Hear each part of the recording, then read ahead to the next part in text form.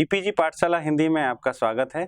मैं डॉक्टर गंगा सहाय मीना, भारतीय भाषा केंद्र जवाहरलाल नेहरू विश्वविद्यालय में हिंदी पढ़ाता हूं।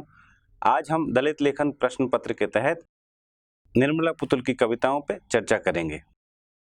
इस परिचर्चा के दौरान हम दलित और आदिवासी साहित्य के संक्षिप्त इतिहास के दौरान ये समझने की कोशिश करेंगे कि दलित और आदिवासी साहित्य का हिंदी साहित्य में क्या महत्व है, क्या योगदान है।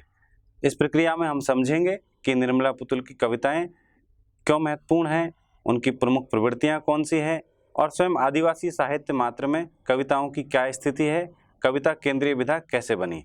निर्मला पुतुल की कविताओं के विश्लेषण के दौरान हम समझने की कोशिश करेंगे कि उसमें आदिवासी अस्मिता का सवाल किस रूप में आया है, उसमें विस्थापन का सवाल किस रूप में आया है और स्त्री की विभिन्न छवियां। निर्मला पुतुल एक तरफ स्त्री मात्र के सवालों को उठाती है, दूसरी तरफ आदिवासी स्त्रियों के सवालों को उठाती है।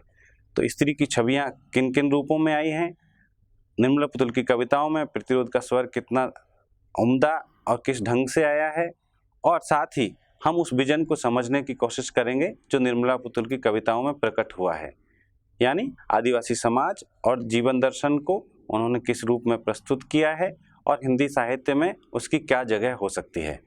इन तमाम बिंदुओं पे हम चर्चा करेंगे। आइए शुरू करते हैं। दोस्तों, हम जानते हैं कि पिछले 2 दशकों में हिंदी साहित्य में कुछ नई प्रवृत्तियां दिखाई पड़ी हैं, जिसको हम सम्मिलित रूप में अस्मितावादी साहित्य कहते हैं। इसमें सबसे पहले हम स्त्रीवादी साहित्य को लेते हैं, फिर दलित साहित्य को लेते हैं और हाल ही में पिछले लगभग 1.5 दशकों से आदिवासी रचनाकार भी सक्रिय है। उनके माध्यम से जो आदिवासी लेखन सामने आया है उसको भी हम लगातार उस पर बातें कर रहे हैं, उस पर शोध किए जा रहे हैं और वो पूरी चर्चा के केंद्र में है। हमें ये देखना है कि इस अस्मितावादी साहित्य का हिंदी साहित्य में क्या महत्व है, क्या स्थान है। आप देखेंगे तो पाएंगे कि स्त्रियां हों, चाहे दलित हों, चाहे आदिवासी हों, इनके बारे में विभिन्न रचनाकार लिखते रहे हैं, लेकिन आदिवासी या दलित या स्त्री, इन तमाम अस्मिता से जुड़े हुए लोगों ने पहली बार ऐसा हुआ है कि अपने लिए एक अलग आंदोलन चलाया है, एक अलग मुहिम चलाई है, खुद के साहित्य को अलग साबित करने के लिए और विशिष्ट साबित करने के लिए। जैसे स्त्रियों का आंदोलन पाश्चात्य आंदोलनों के प्रभाव में चला और धीरे धीरे हिंदी में उसको स्वीकारोक्ति मिलने लगी, उसी तरह से भारत में मराठी के दलित साहित्य के प्रभाव में हिंदी में दलित साहित्य लिखा गया और उसने अपनी जगह बनाई। पिछले 2 दशकों में आदिवासियों की लेखनी भी सामने आई है, लेकिन इसको लेकर के कुछ भ्रम की स्थिति भी बनती है। क्या आदिवासियों के साहित्य का इतिहास सिर्फ 2 दशक पुराना है या इससे भी पुराना है? निर्मला पुतुल की कविताओं के संदर्भ में इस प्रश्न पर हम विचार करेंगे। अगर हम आदिवासी साहित्य के इतिहास पर बात करें, आदिवासी साहित्य की परंपरा पर बात करें, तो वो सिर्फ 2 दशक पुरानी नहीं है। आदिवासी साहित्य को हम 3 भागों में बांट करके समझ सकते हैं। एक, मौखिक साहित्य की परंपरा, दूसरा आदिवासी भाषाओं में लेखन की परंपरा और तीसरा समकालीन हिंदी और बड़ी भाषाओं में आदिवासी लेखन। मौखिक साहित्य की लंबी परंपरा है, हजारों साल पुरानी परंपरा है, जिसको संकलित और संपादित करने की कोशिश हुई है और उसके माध्यम से ये पता चला है कि आदिवासी जीवन दर्शन में साहित्य का कितना महत्वपूर्ण स्थान है। आदिवासी भाषाओं में लिखित साहित्य भी काफ़ी मात्रा में सामने आया है और लगातार लिखा जा रहा है। चूँकि हम हिंदी साहित्य में बात करते वक्त आदिवासी भाषाओं के साहित्य को शामिल नहीं कर पाते, भाषा एक बाधा का काम करती है, इसलिए हम उससे परिचित नहीं हो पाते, लेकिन आदिवासी भाषाओं में लगातार लिखा जा रहा है। हमारा यहाँ जो मुख्य कंसर्न है वो है समकालीन हिंदी आदिवासी लेखन, जिसकी एक महत्वपूर्ण कवित्री के तौर पर निर्मला पुतुल दिखाई पड़ती हैं। समकालीन हिंदी आदिवासी लेखन की शुरुआत की अगर हम बात करें तो आप कह सकते हैं कि मातृभाषाओं में लिखते लिखते 90 से 95 के बीच में आदिवासियों ने हिंदी में भी लिखना शुरू किया। जैसे निर्मला पुतुल की कविताएं युद्धरत आम आदमी और अरावली घोष या हंस जैसी पत्रिकाओं में प्रकाशित होने लगी और तब से आप मान सकते हैं कि हिंदी में आदिवासियों की कलम की दस्तक सुनाई पड़ती है।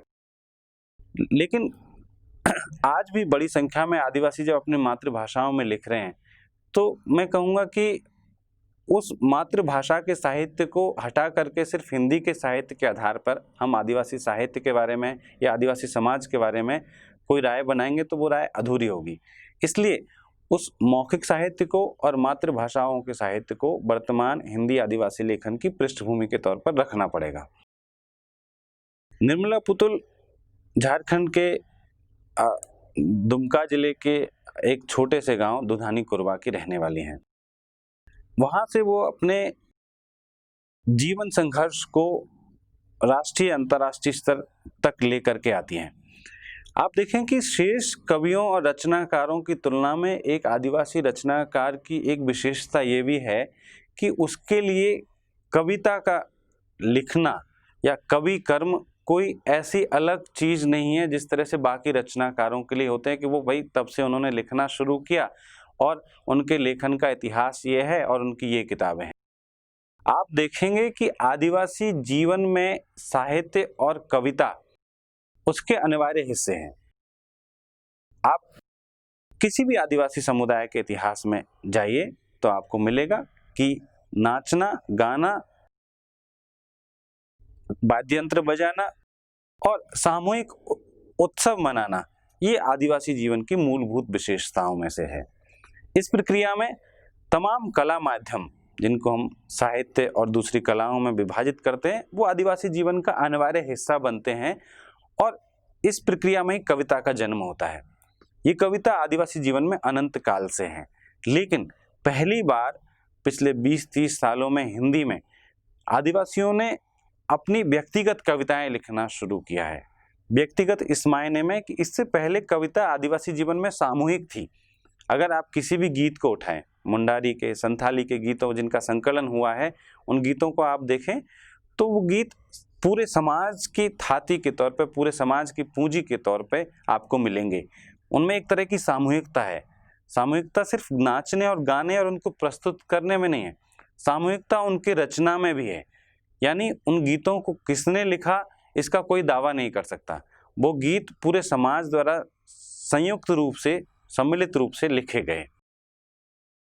लेकिन जब से बाहर की भाषाओं के संपर्क में आदिवासी रचनाकार आए, उन्होंने अपनी भाषाओं में और हिंदी, बंगाली, उड़िया जैसी बड़ी भाषाओं में स्वतंत्र रचनाएं करना भी शुरू किया। निर्मला पुतुल की कविताएं भी उसी रचना प्रक्रिया की उपज हैं। उनके 3 कविता संग्रह प्रकाशित हुए हैं, अपने घर की तलाश में, नगाड़े की तरह बजते शब्द और बेघर सपने। उनका जो सबसे मुख्य कविता संग्रह है वो है नगाड़े की तरह बजते शब्द। जैसा कि हम जानते हैं कि आदिवासी जीवन में नगाड़े का एक सांस्कृतिक महत्व है। जब कोई उत्सव का आयोजन करना हो, जब किसी युद्ध की घोषणा करनी हो, जब पूरे समाज में कोई सामूहिक घोषणा करनी हो, एक सामूहिक संदेश पहुंचाना हो, तो नगाड़ा बजा करके उसका उद्घोष किया जाता था। आज भी किया जाता है। विभिन्न त्योहारों और पर्वों के अवसर पर नगाड़े की विशेष भूमिका है। तो निर्मला पुतुल अपने कविता संग्रह का शीर्षक नगाड़े की तरह बजते शब्द, यानी ये कविताएं एक तरह की उद्घोषणा है उस आदिवासी जीवन की और उसके प्रतिरोध की, जिसके माध्यम से हम उस एक ऐसे संसार में प्रवेश करते हैं जो संसार बाहर के संसार से, तथाकथित मुख्य धारा के संसार से अलग और विशिष्ट संसार है और कई मायनों में बहुत बेहतर संसार है।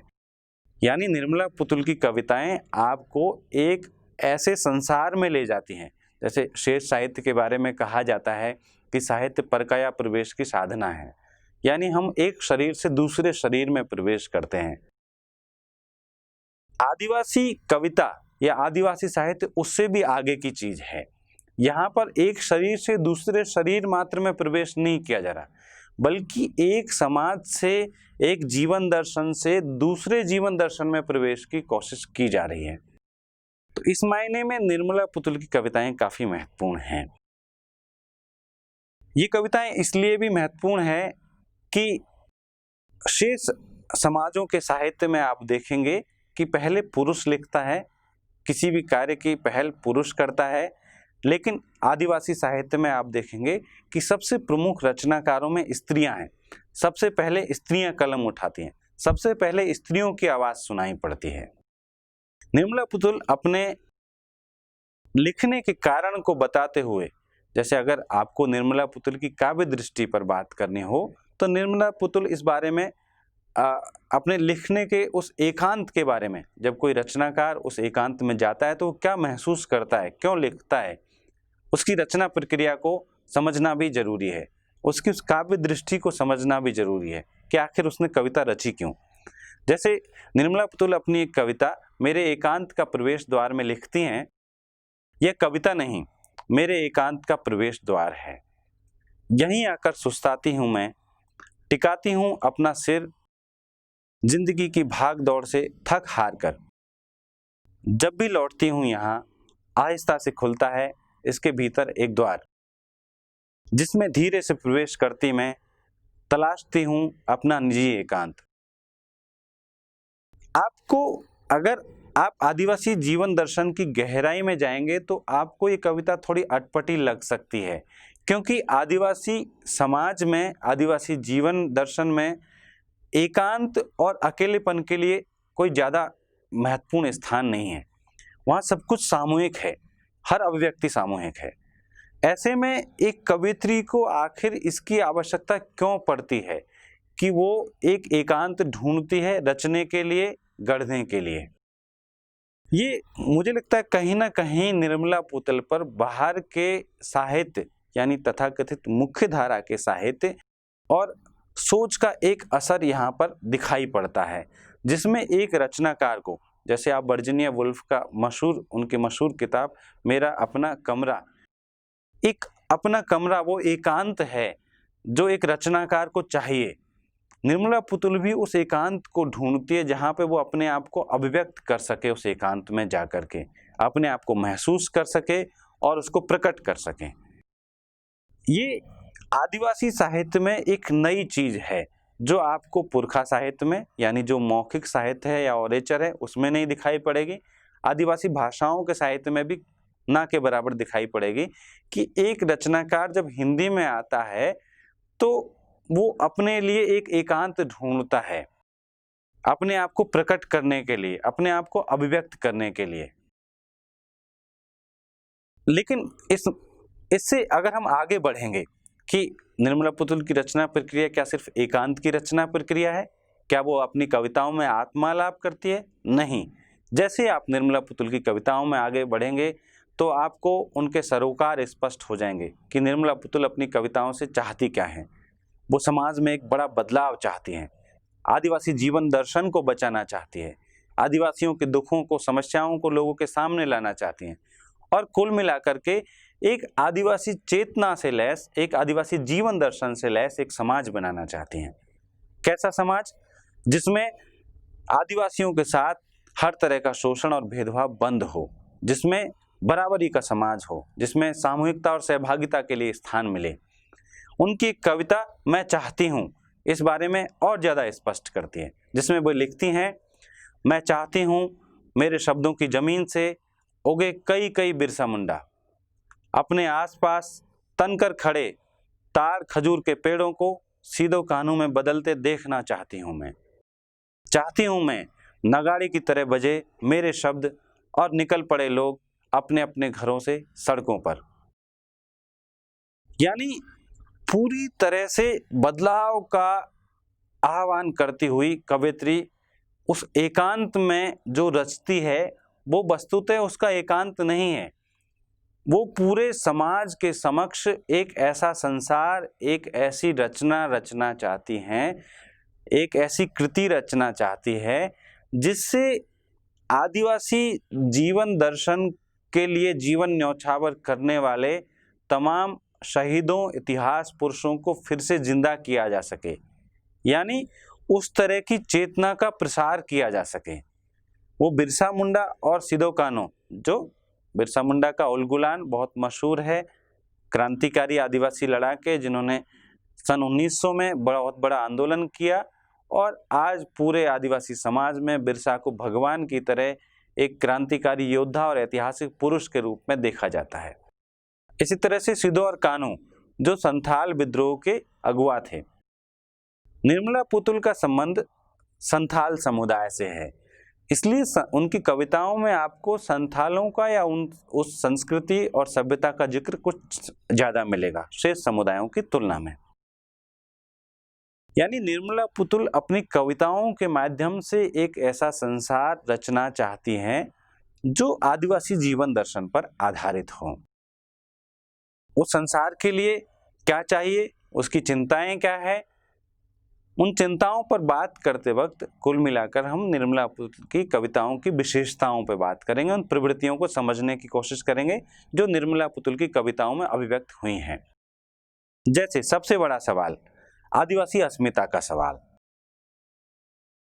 आदिवासी अस्मिता या पहचान का सवाल क्यों खड़ा हुआ? आखिर एक कवित्री को ये क्यों कहना पड़ा कि मैं एक अपना निजी कोना ढूंढती हूँ या अपने घर की तलाश में हूँ, या उसको उस नगाड़े को फिर बजाने की जरूरत क्यों पड़ी, उससे उन शब्दों को फूटने की जरूरत क्यों पड़ी? इसकी सबसे बड़ी वजह यही है कि आदिवासी अपनी पहचान के लिए, अपनी अस्मिता के लिए संघर्ष कर रहा है। उसकी अस्मिता क्यों जरूरी है?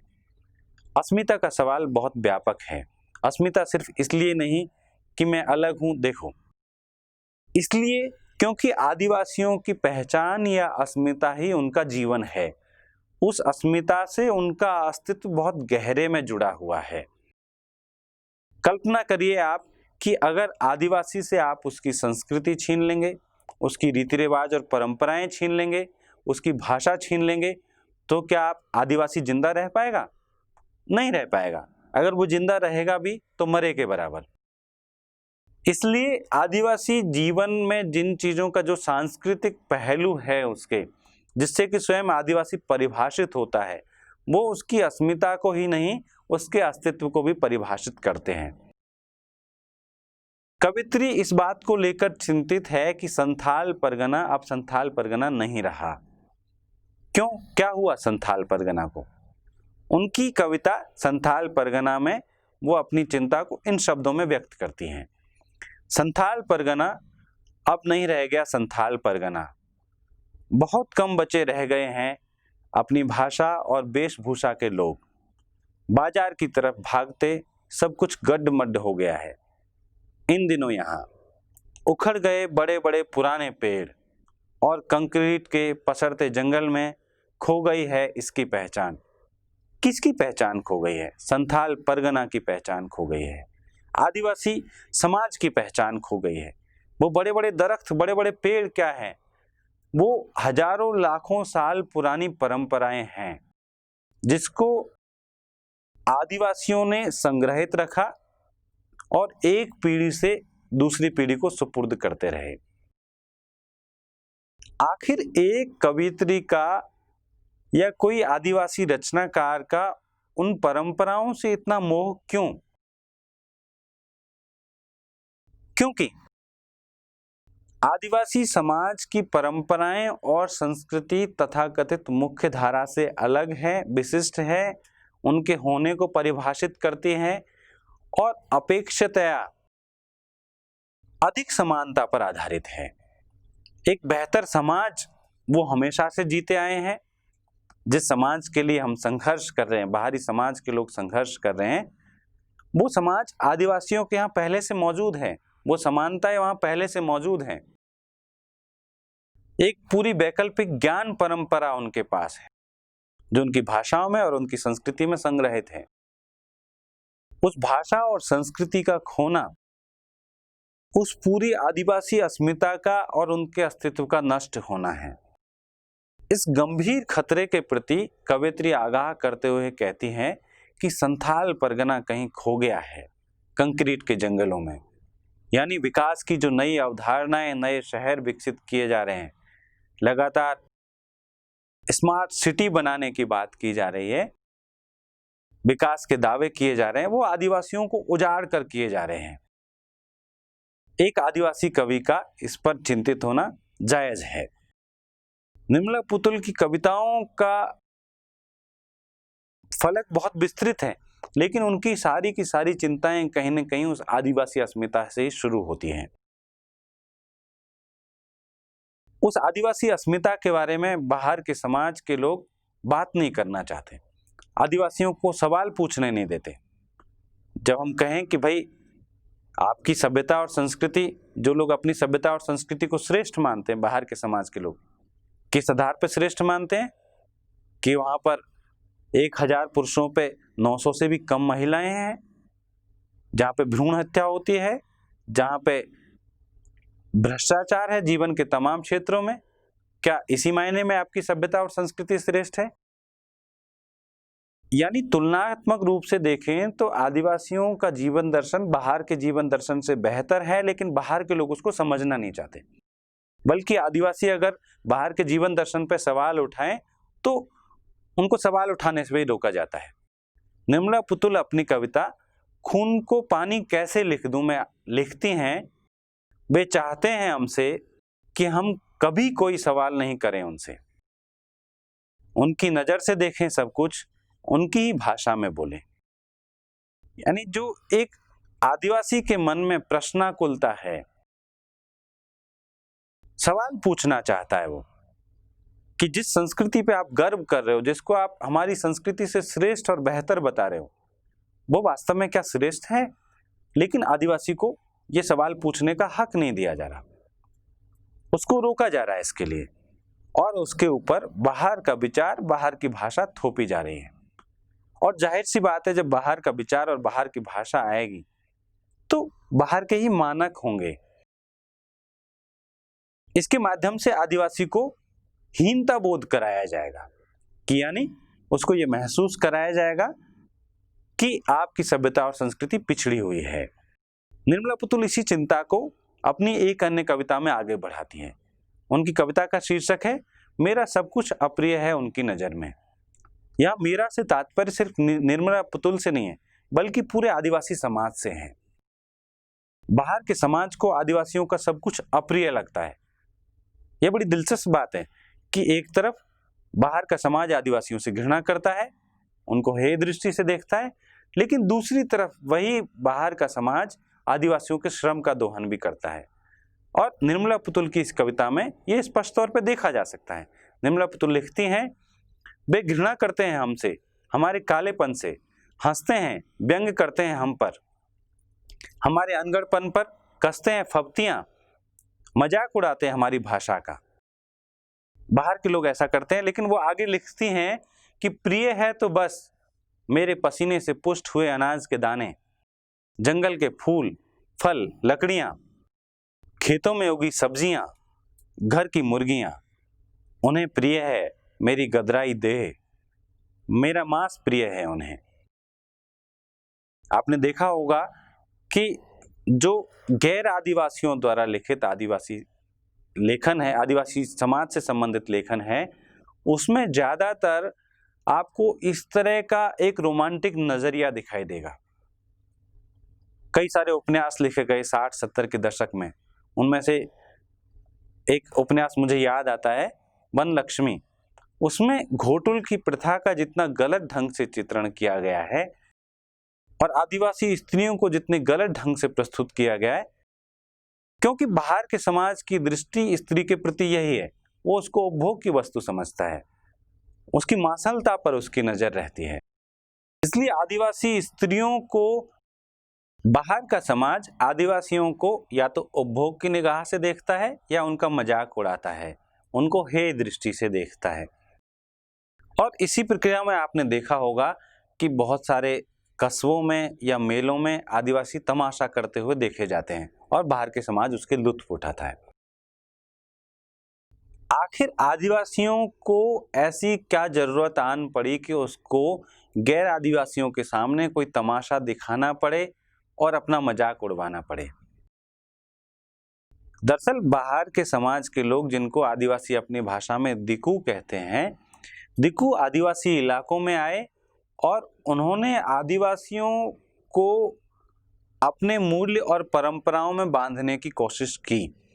इस प्रक्रिया में उनको जो आदिवासी समाज में निजी संपत्ति की कोई अवधारणा नहीं है, लेकिन बाहर के समाज के लोग आए और उन्होंने वहां पे साहूकारी शुरू कर दी, उनको कर्जदार बना दिया। फिर कर्ज चुकाने के लिए उनको तरह तरह के स्थितियों में डाला और उनको मजबूर किया एक दोयम दर्जे का जीवन जीने के लिए। उस कर्ज को चुकाने की प्रक्रिया में वो दिहाड़ी मजदूर हुए, अपने घरों को छोड़ करके बाहर गए और इसी प्रक्रिया में मेलों तमाशों में उनको अपनी कलाओं का प्रदर्शन करके उस कला को बेचना पड़ा। निर्मला पुतुल इस प्रवृत्ति पर प्रहार करती है, सवाल खड़े करती है कि ये तमाशा क्यों दिखाया जा रहा है। बेसिकली उस तमाशे के माध्यम से निर्मला पुतुल पूरे आदिवासी समाज की तरफ से यह सवाल खड़ा करती है दिकुओं के सामने कि आपने आदिवासियों को तमाशा क्यों समझा हुआ है। उनकी कविता घड़ा उतार तमाशा के विरुद्ध में वे लिखती हैं, अब बंद करो यह तमाशा और कह दो तमाशाइयों से, कर दो ऐलान कि अब नहीं होगा कभी यह तमाशा। अगर कुछ होगा तो खुले मैदान में तीरंदाजी होगी। उन मदारियों की मानसिकता के खिलाफ जो संस्कृति का जामा पहना लगाते आ रहे हैं वर्षों से हमारे जंगलीपन का तमाशा। बाहर के समाज, दिकू लोग आदिवासियों को इसी निगाह से देखते हैं जैसे आदिवासी कोई मनोरंजन की चीज हो। उस बुनियादी सवाल को उठाती है इस कविता में, जो पूरे अस्मितावादी साहित्य का एक बुनियादी प्रश्न है, अपनी गरिमा के साथ खड़े होना, अपनी गरिमा को बचाना। स्त्रियों के प्रसंग में आप देखें, दलितों के प्रसंग में देखें, गरिमा, डिग्निटी एक बड़ा सवाल है। बाहर का समाज जो आदिवासियों और दलितों को मनुष्यता का दर्जा भी नहीं देता, स्त्रियों को भी मनुष्यता का दर्जा नहीं देता, वो सवाल की सड़ी गली मान्यता पे सवाल उठा करके और स्वयं अपने समाज को सचेत होने के लिए आगाह करती है और कहती है कि इस तरह का तमाशा, इस तरह का प्रदर्शन बंद करो। अगर प्रदर्शन करना है तो तीरंदाजी का प्रदर्शन यानी संघर्ष करो, अपनी परंपराओं को बचाने के लिए, अपनी संस्कृति को बचाने के लिए और अपने समाज को बचाने के लिए। निर्मला पुतुल की कविताओं की एक मुख्य चिंता उस पूरे आदिवासी जीवन दर्शन को बचाना है जिसमें आदिवासी जिंदा हैं। हम देखते हैं कि अगर आदिवासियों को उस पूरे परिवेश से हटा करके कहीं दूसरी और जगह रख दिया जाए, आदिवासी जीवित नहीं रह पाएंगे। उनका एक पूरा उस परिवेश में एक जीवन दर्शन है, वो परंपराएं हैं, संस्कृति है, मूल्य है, जिनके माध्यम से वो जिंदा रहते हैं। वो कौन सी परंपराएं और मूल्य और संस्कृति है? एक आदिवासी की आकांक्षा क्या होती है? एक आदिवासी लड़की की आकांक्षा क्या है? वो किस तरह के परिवेश में रहना चाहती है? इसको लेकर के निर्मला पुतुल की एक मशहूर कविता है, उतनी दूर मत ब्याहना बाबा। हर लड़की की अपनी इच्छाएं होती है कि वो कैसा वर चाहती है, कैसी ससुराल चाहती है। तो एक आदिवासी लड़की की आकांक्षा क्या है? निर्मला पुतुल इस कविता के माध्यम से बहुत अच्छे शब्दों में अपनी बात रखती है, उस आदिवासी लड़की की आकांक्षा को व्यक्त करती है। वे लिखती हैं, मत ब्याहना उस देश में जहां आदमी से ज्यादा ईश्वर बसते हों। मत ब्याहना उस देश में जहां आदमी से ज्यादा ईश्वर बसते हों। जंगल नदी पहाड़ नहीं हो जहां, वहां मत कराना मेरा लगन।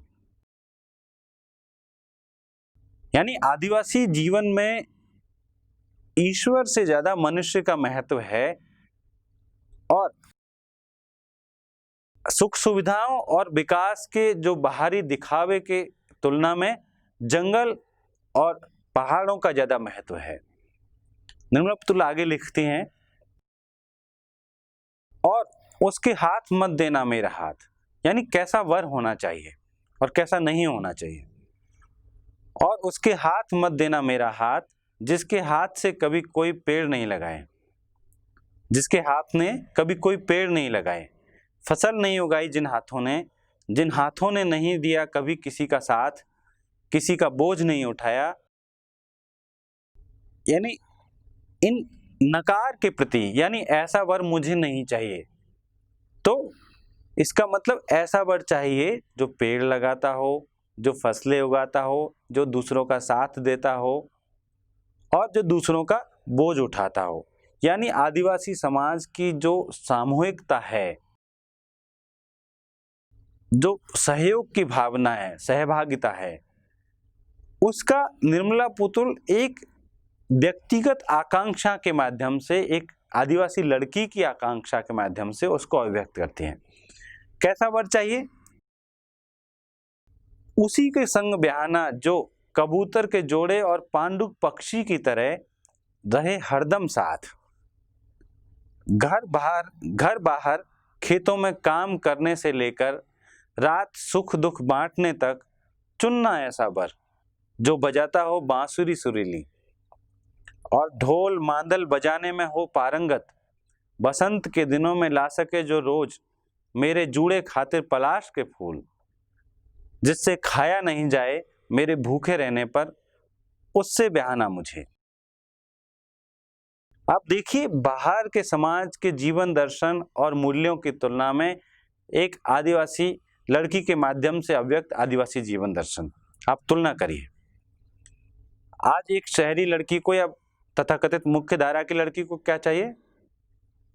अच्छा जॉब होना चाहिए पति का, अच्छा खानदान होना चाहिए जिसके पास गाड़ी हो, बंगला हो और तमाम सुख सुविधाएं हो।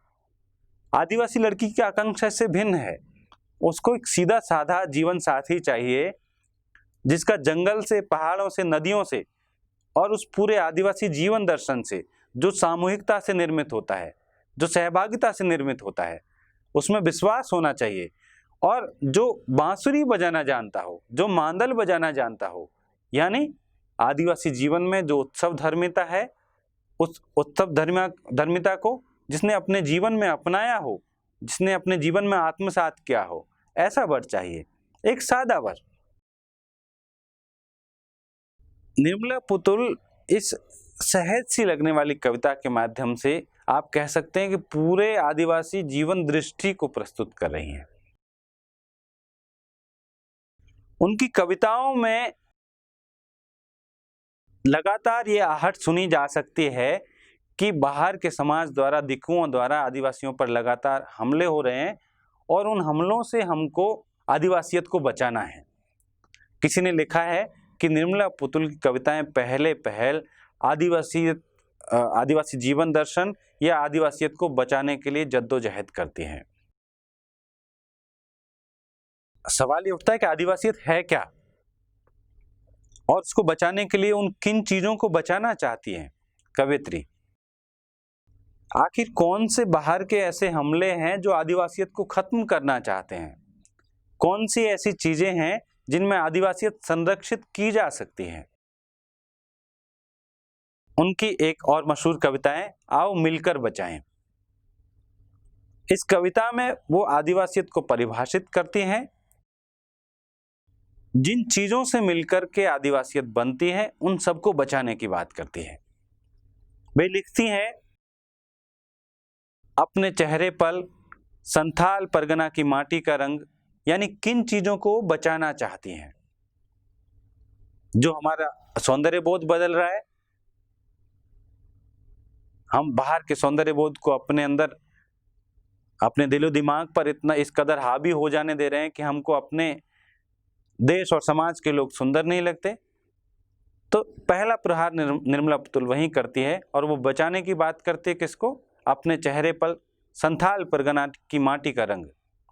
अपने चेहरे पर संथाल परगना की माटी का रंग, भाषा में झारखंडीपन, ठंडी होती दिनचर्या में जीवन की गर्माहट, मन का हरापन, भोलापन दिल का, अक्खड़पन और जुझारूपन भी, भीतर की आग, धनुष की डोरी, तीर का नुकीलापन, कुल्हाड़ी की धार, जंगल की ताजा हवा, नदियों की निर्मलता, पहाड़ों का मौन, गीतों की धुन, मिट्टी का सौंधापन, फसलों की लहलहाट, नाचने के लिए खुला आंगन, गाने के लिए गीत, हंसने के लिए थोड़ी सी खिलखिलाहट, रोने के लिए मुट्ठी भर एकांत, बच्चों के लिए मैदान, पशुओं के लिए हरी हरी घास, बूढ़ों के लिए पहाड़ों की शांति, और इस अविश्वास भरे दौर में थोड़ा सा विश्वास, थोड़ी सी उम्मीद, थोड़े से सपने, आओ मिलकर बचाएं कि इस दौर में भी बचाने को बहुत कुछ बचा है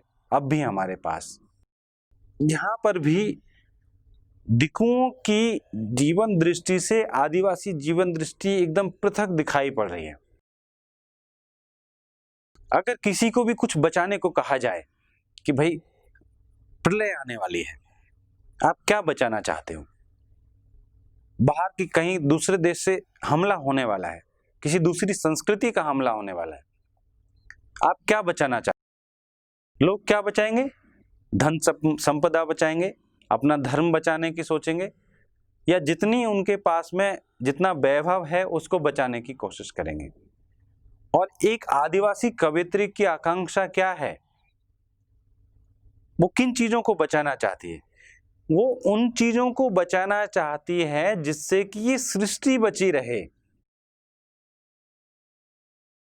पिछले दिनों में लगातार इस बात पर बहस हो रही है, इस बात पर विमर्श हो रहा है कि आदिवासी जीवन दर्शन क्या है और उसका महत्व क्या है। इस प्रक्रिया में चिंतक इस निष्कर्ष पर पहुंच रहे हैं कि आदिवासी जीवन दर्शन दुनिया को बचाने का एकमात्र जीवन दर्शन है। यही जीवन दर्शन सृष्टि को बचा सकता है, क्योंकि इसमें मुनाफा कमाने की होड़ नहीं है, किसी के ऊपर कोई सत्ता कायम करने की कोई ललक नहीं है। एक समानता और सहभागिता पर आधारित समाज चाहिए, और आदिवासी जीवन दर्शन उस समाज की वकालत करता है। इसलिए आदिवासी जीवन दर्शन बुनियादी तौर पर पूरी सृष्टि को बचाने का जीवन दर्शन है। और निर्मला पुतुल उन तमाम चीजों को बचाना चाहती हैं जिससे कि ये सृष्टि बची रहे, जिससे कि दुनिया बची रहे, हम सब बचे रहें। निर्मला पुतुल की कविताओं में बड़ी चिंता दिखाई पड़ती है, जो किसी भी आदिवासी रचनाकार की रचनाओं में आपको दिखाई देगी, विस्थापन का दर्द। हम देखते हैं कि विभिन्न विकास परियोजनाओं की प्रक्रिया में बड़ी संख्या में आदिवासी विस्थापित हुए हैं। आप किसी भी रचनाकार को उठा करके पढ़ लीजिए, चाहे आदिवासी हो या गैर आदिवासी, जिसने भी आदिवासी जीवन पर काम किया है वो जानता है कि आदिवासियों को उन विकास परियोजनाओं की प्रक्रिया में अपनी जमीन, जंगल, पहाड़, नदियों और उस पूरे परिवेश से बेदखल कर दिया गया है, उसको विस्थापित किया गया है।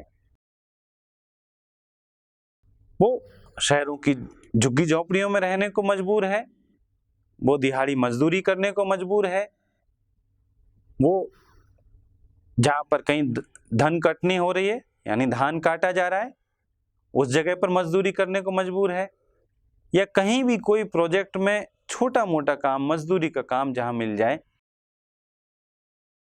अपने जीवन को बचाने के लिए वो वहां जाने को मजबूर है। ये विस्थापन का दर्द भी निर्मला पुतुल की कविताओं में दिखाई पड़ता है। उनकी एक कविता है जिसका शीर्षक है विस्थापन का दर्द।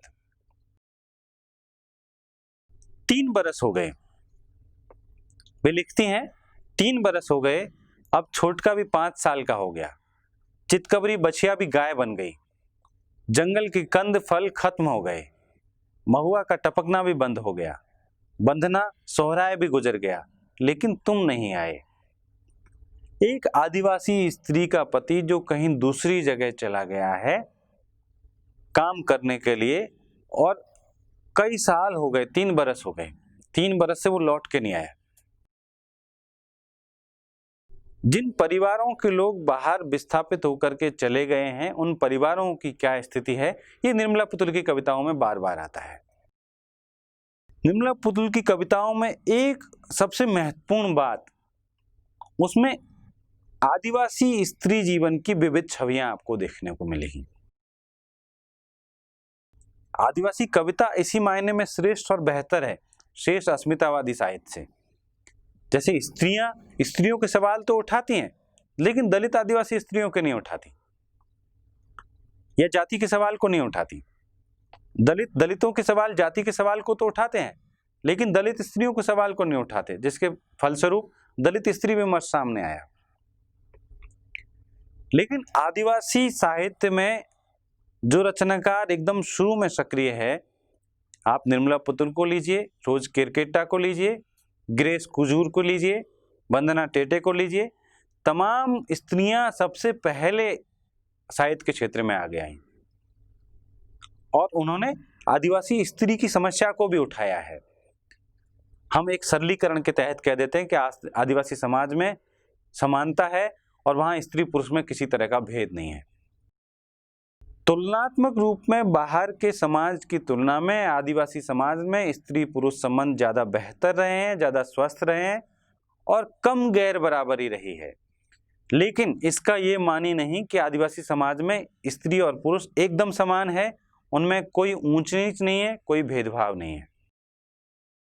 निर्मला पुतुल की कविताएं चीख चीख करके इस सवाल को उठाती हैं और बताती हैं कि किस तरह से आदिवासी स्त्रियों के साथ भी दोयम व्यवहार किया जाता है। निर्मला पुतुल की खासियत यह है कि वो सिर्फ आदिवासी स्त्रियों के सवाल को नहीं उठाती, वो अपनी कविताओं में स्त्री मात्र के सवाल को भी उठाती हैं। उनकी एक बहुत मशहूर कविता है, क्या हूं मैं तुम्हारे लिए। ये सिर्फ आदिवासी स्त्री की पीड़ा नहीं है, ये स्त्री मात्र की पीड़ा है। क्या हूं मैं तुम्हारे लिए, एक तकिया कि कहीं से थका मांदा आया और सिर टिका दिया, कोई खूंटी कि ऊब उदासी थकान से भरी कमीज उतार कर टांग दी, और आंगन में तनी अरगनी कि भर भर के कपड़े लाद दिए, कोई डायरी कि जब चाहा कुछ न कुछ लिख दिया, खामोश खड़ी दीवार कि जब जहां चाहा कील ठोक दी, कोई गेंद कि जब जब जैसे चाहा उछाल दी, या कोई चादर कि जब जहां जैसे तैसे और बिछा ली। चुप क्यों हो, कहो ना क्या हूं मैं तुम्हारे लिए। ये निर्मला पुतुल का स्त्री मात्र की तरफ से पूरे पितृसत्तात्मक समाज से सवाल है, जो स्त्री को उपभोग की वस्तु मात्र समझता है। निर्मला पुतुल अपने सवाल को और आगे ले जाती हैं। वो सिर्फ यहीं पे नहीं ठहरती कि पुरुष की आलोचना करें, वो इससे आगे ले जाती हैं और वो चाहती हैं कि पुरुष स्त्री को समझे, उसके सुख दुख में भागीदार हो।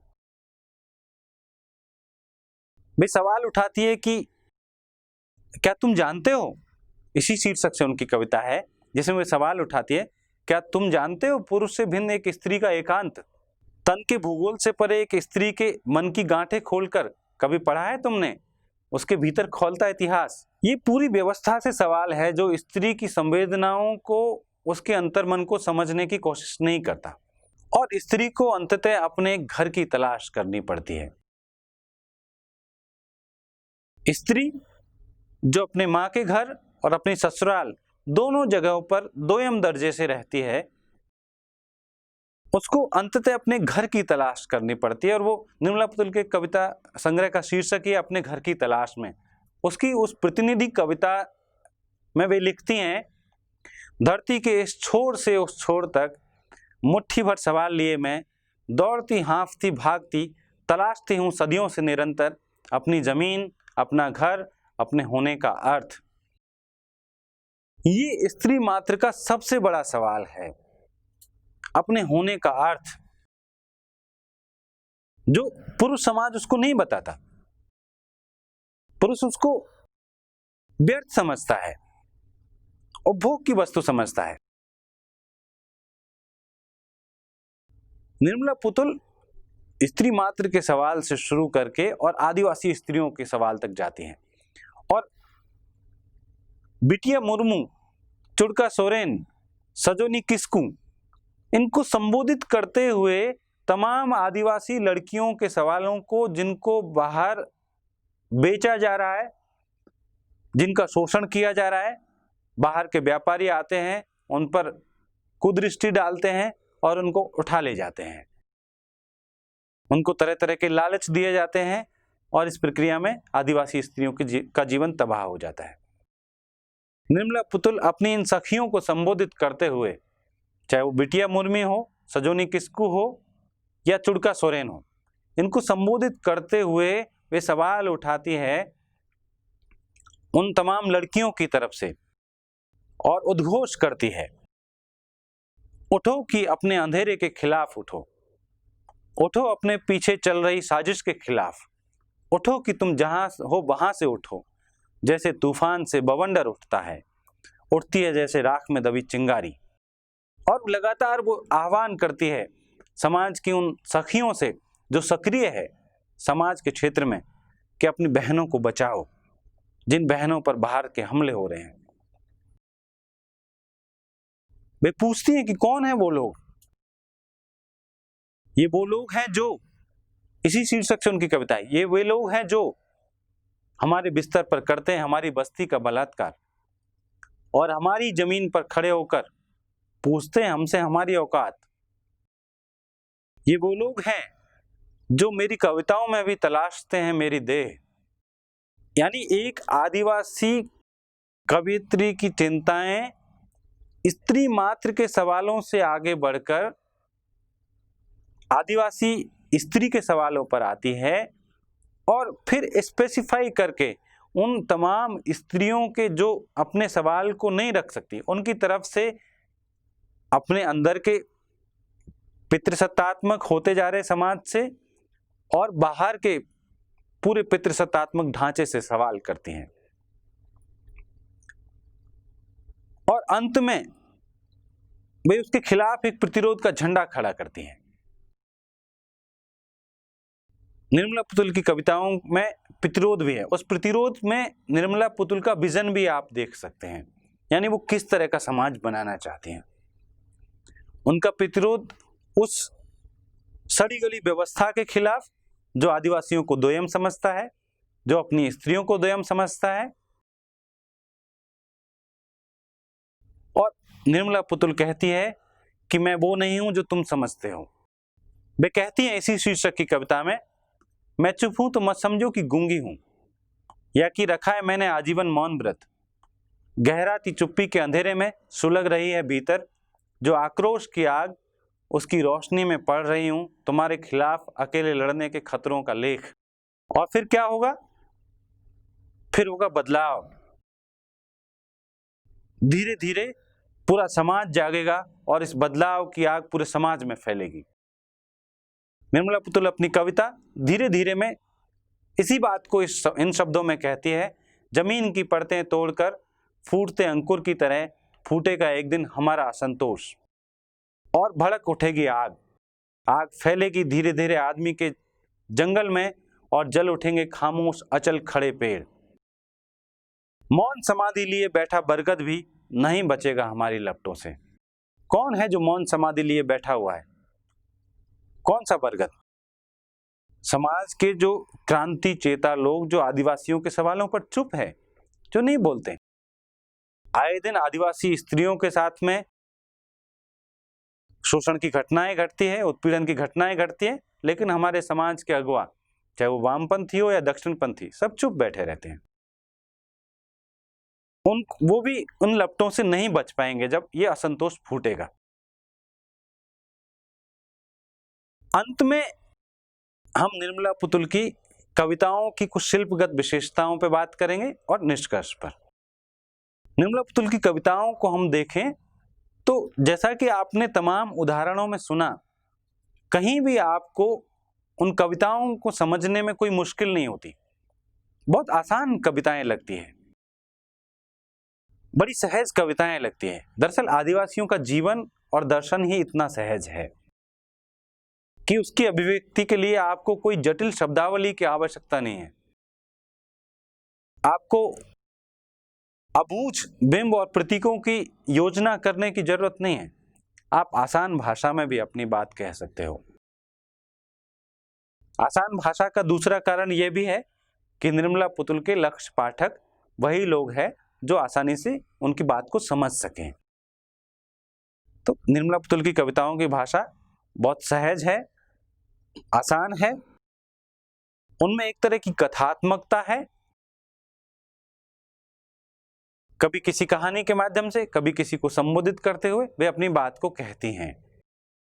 हम देखते हैं कि निर्मला पुतुल की कविताओं की भाषा बहुत आसान है, क्योंकि उनका लक्ष्य स्पष्ट है, किसके पास कविता पहुंचानी है, किस भाषा में पहुंचानी है। उनकी कविताएं अलग से सायास जिस तरह से बहुत सारे कवि और रचनाकार अपना सब कुछ काम धंधा छोड़ करके कविता और कहानी लिखने बैठ जाते हैं, उस तरह का उनका काव्य संसार नहीं है, उनका रचना संसार नहीं है। खुद वे अपने रचना संसार के बारे में लिखती हैं कि जो कुछ देखा, सुना, समझा, लिख दिया। ये उनकी कविता का शीर्षक है, जिसमें वे लिखती हैं कि घर गृहस्थी संभालते, लड़ते अपने हिस्से की लड़ाई, जो कुछ देखा, सुना, भोगा, बोला, बतियाया, आस पड़ोस में संगी साथी से लिख दिया, सीधा सीधा समय की स्लेट पर, टेढ़े मेढ़े अक्षरों में, जैसे तैसे। यानी ये कविताएं स्वान्ते सुखाए या कोई काव्य प्रतिभा या कोई भी सिद्धांत के तहत लिखी गई कविताएं नहीं है। ये कवित्री का जीवन संघर्ष है जो आसान शब्दों में उसने व्यक्त कर दिया, और यही सहजता इनकी खूबी है। लेकिन इस सहजता का ये मतलब नहीं निकालना चाहिए कि ये कविताएं, इनका कविताओं का स्तर नहीं है। इन कविताओं का बहुत उच्च स्तर है और दुनिया की कई भाषाओं में ये कविताएं अनुदित हो चुकी हैं। निर्मला पुतुल की कविताओं की एक विशेषता ये भी है कि इनमें एक तरह की प्रसंग गर्भिता है। अगर आप आदिवासी जीवन को नहीं जानते, उन प्रसंगों को नहीं जानते, तो कुछ कविताएं आपके समझ में नहीं आएंगी। इसलिए निर्मला पुतुल की कविताएं एक स्तर पर बहुत सहज हैं, वहीं दूसरे स्तर पर आदिवासी जीवन दर्शन और आदिवासी विश्व दृष्टि से बहुत गहरे में संबंधित है। इसलिए आदिवासी जीवन के बुनियादी परिचय के बिना इन कविताओं को समझना थोड़ा सा मुश्किल है। अंत में निष्कर्ष पर आते हैं। कुल मिलाकर हम कह सकते हैं कि समकालीन हिंदी साहित्य में स्त्री, दलित और आदिवासी लेखन ने एक विशिष्ट जगह बनाई है।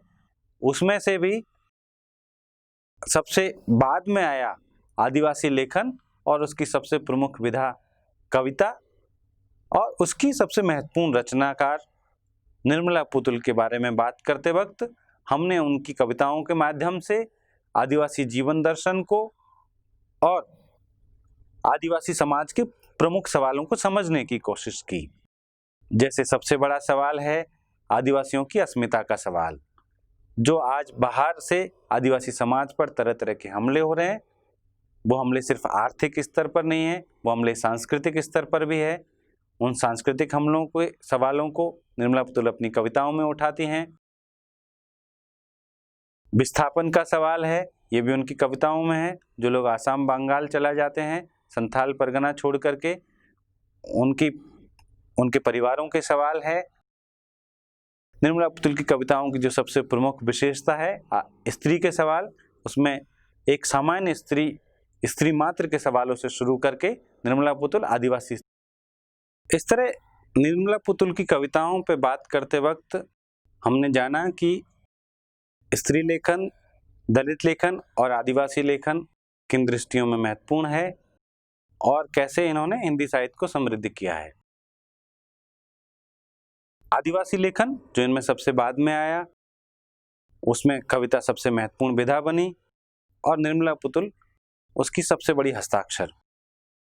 तो निर्मला पुतुल की कविताओं के माध्यम से हमने आदिवासी समाज के सवालों को समझने की कोशिश की, जिनमें सबसे बड़ा सवाल आदिवासी अस्मिता का सवाल है।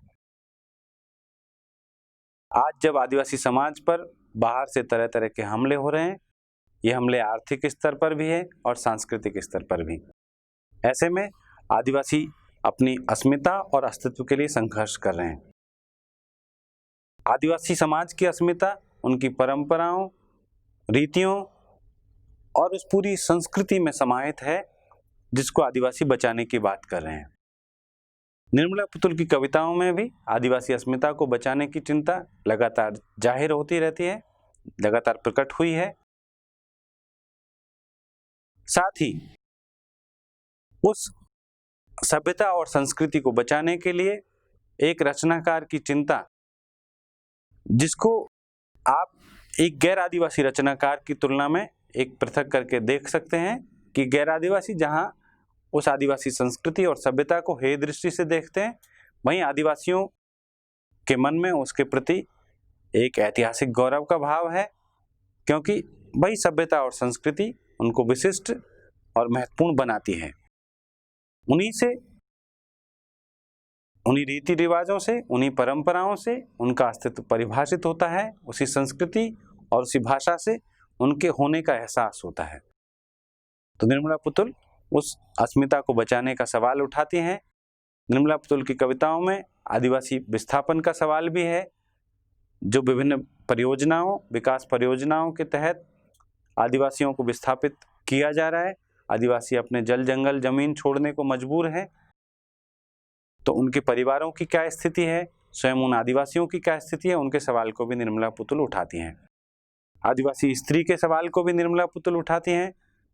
निर्मला पुतुल की खासियत यह है कि वो स्त्री मात्र के सवाल को उठाते हुए आदिवासी स्त्री तक आती है, यानी बाहर के पूरे पितृसत्तात्मक समाज के ढांचे से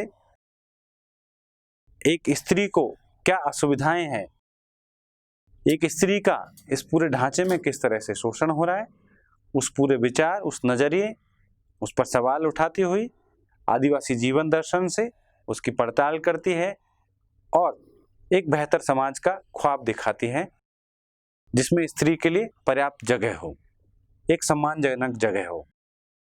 इस तरह से निर्मला पुतुल की कविताएं कई स्तरों पर आदिवासी जीवन से जुड़े हुए सवालों को उठाती है और एक विजन भी प्रस्तुत करती है, एक जीवन दृष्टि भी इसमें आपको दिखाई पड़ेगी।